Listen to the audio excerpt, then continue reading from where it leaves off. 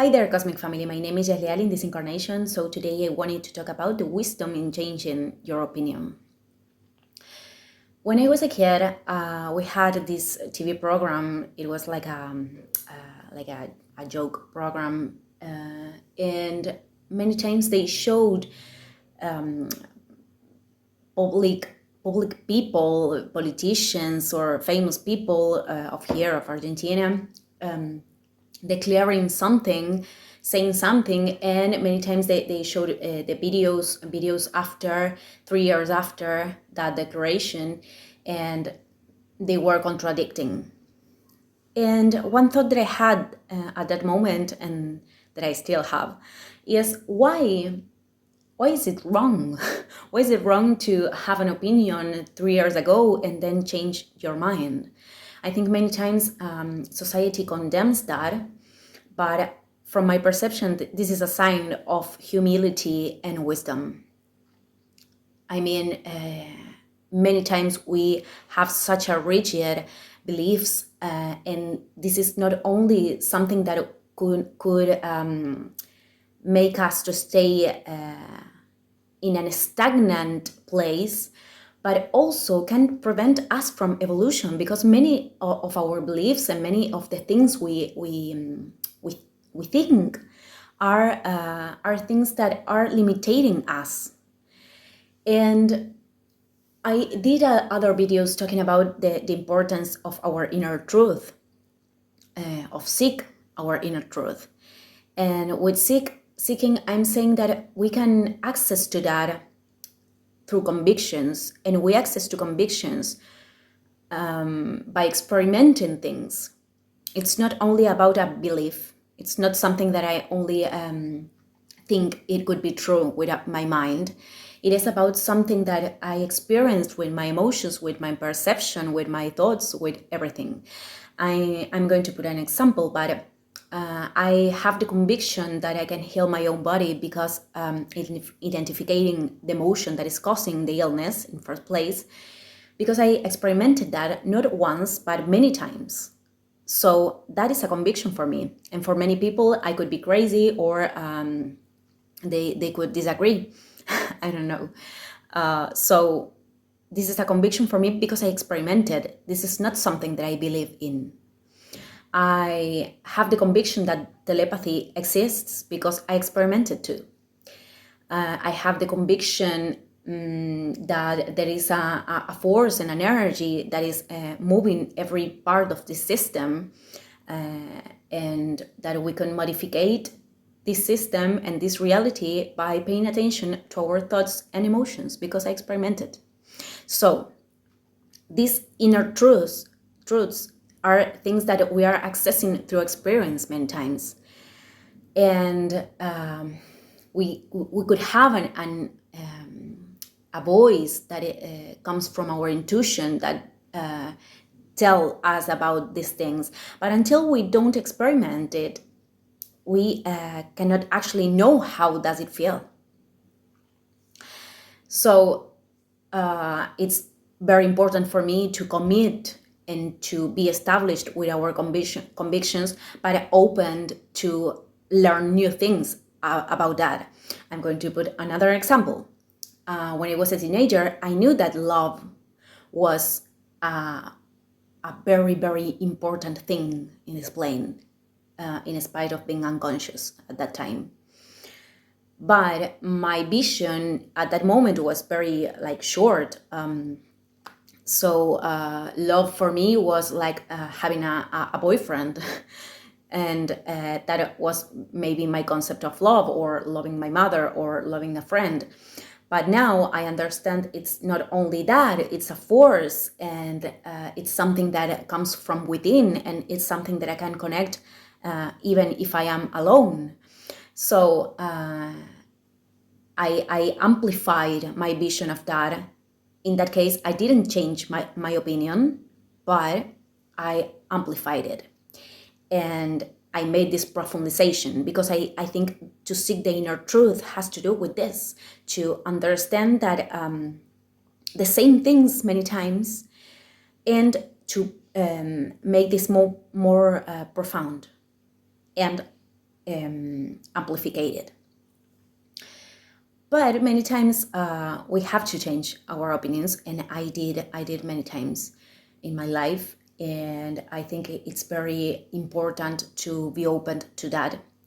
Because, for example, when I was a teenager, I thought that freedom was about doing whatever I wanted to, and now I understand that freedom is actually to feel free in every moment, even if you are in jail and you have to go through that experience. Is to accept many times. Freedom doesn't have to do with doing whatever we want. So it's a state of our consciousness, of accepting the present as it is.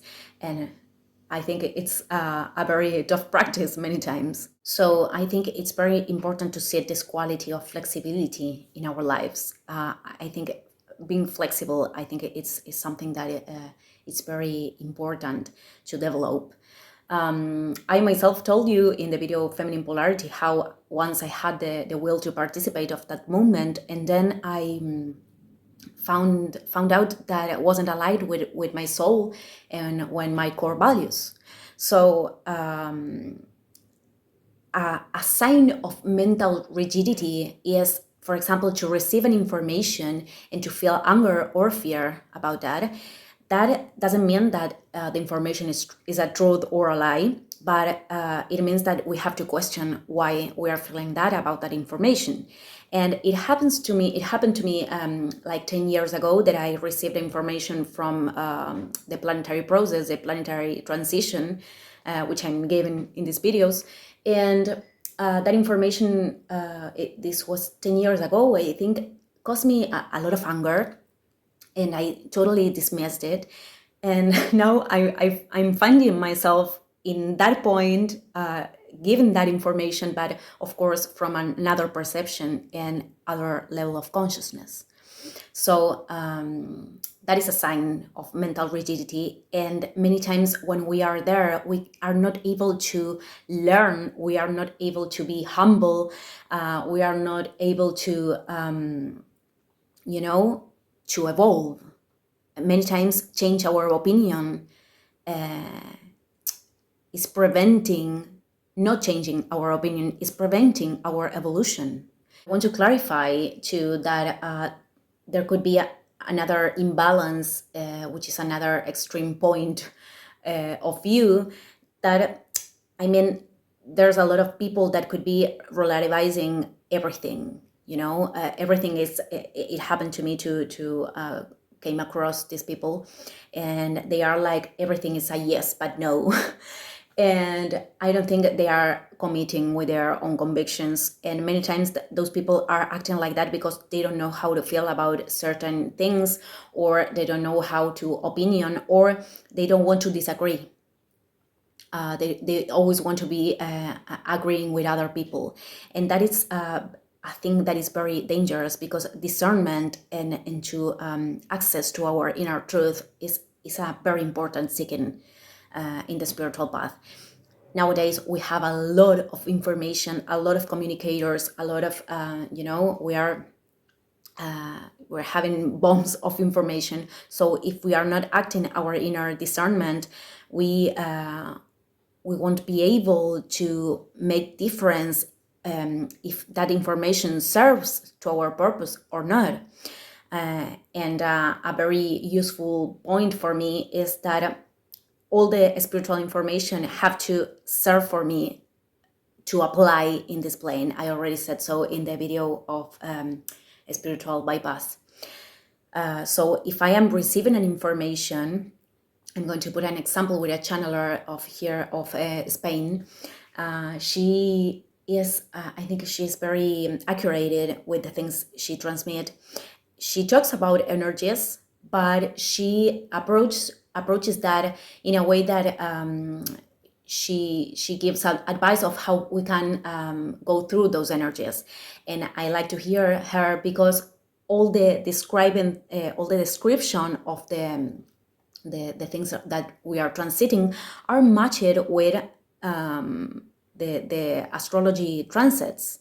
So it's very aligned, but she isn't an astrologist. So I like to hear her many times because I think when you are saying how to go through situations, when you can explain that it is because you did this labor with yourself.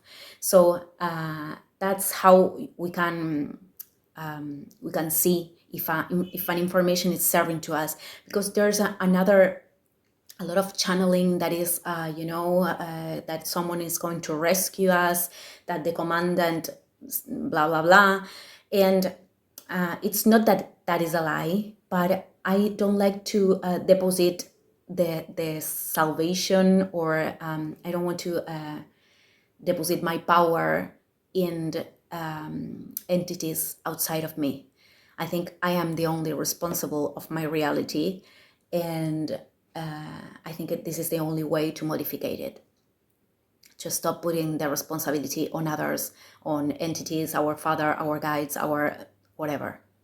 So I wanted to do this reflection just to be open to learn new things, and even to change totally what we thought before. I think it's very important to stay open to that. Okay, family, I'm ending the video here. Thank you, everybody, and see you tomorrow. Ciao, ciao.